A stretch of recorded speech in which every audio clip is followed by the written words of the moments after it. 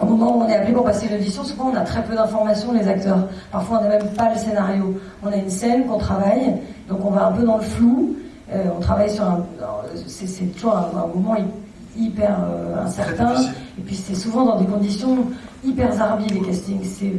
Je dis pas ça pour attaquer les directeurs de casting, il y en a des super, mais souvent c'est dans des bureaux de prod, on est entre la photocopieuse et tout dans un angle parce que derrière il y a un fond blanc et on est censé se mettre à sangloter. C'est affreux, c'est vraiment un moment. C'est une torture personnelle. On a fait une série là-dessus avec Pierre Ninet parce que justement. Voilà, exactement.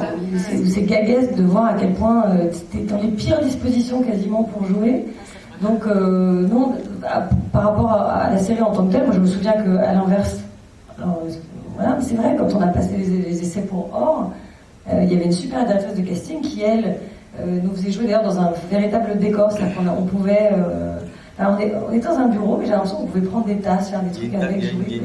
Il y avait tout ça, il y avait des cuisines, on pouvait jouer vraiment avec le décor. Et on a pris du temps, on a pris beaucoup de temps. Ça a duré presque 1h30, les essais, j'ai l'impression. C'est revenu ou... On a improvisé, donc, mais ça, c'est assez rare. Et donc, voilà. Non, je trouve qu'il n'y a pas de différence. Et par ailleurs, tout à l'heure, quant à la différence par rapport à la rapidité, tu disais, est-ce que c'est pas pénible pour un acteur d'être sur une série parce que ça va plus vite? En fait, la question du temps, elle est assez relative, parce que d'abord, parfois, le fait d'aller vite, c'est mieux. Parfois, tu es content que ça aille vite, parce qu'il se produit des choses qui sont parfois pas inintéressantes quand tu vas un peu plus vite. C'est pas nécessairement néfaste d'accélérer le tempo.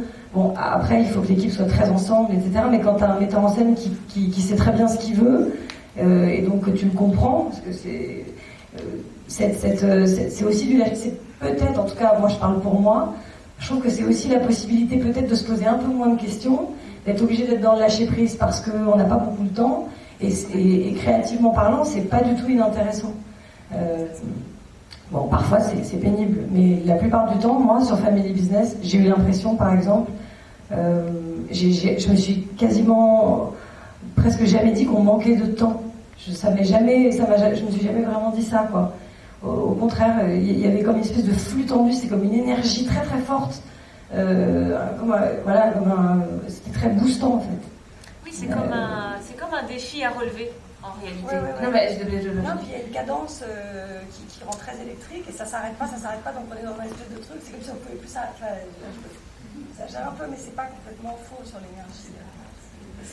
Oui, moi j'ai l'impression qu'il y a un défi qui doit se relever. C'est cool d'avoir plein de scènes à faire passer en une journée. C'est bien, et il faut qu'on y arrive. Donc ça nous, oui, voilà, c'est très stimulant, ça rend dynamique et ça stresse un peu, mais c'est le bon stress, quoi. C'est la bonne peur et c'est faut que j'y arrive. Et j'arrive pas, et c'est cool, quoi. Donc non, c'est. Et on fait des insultes et tout le monde est stressé. Et après on a envie de crever. Non, c'est très agréable. Non,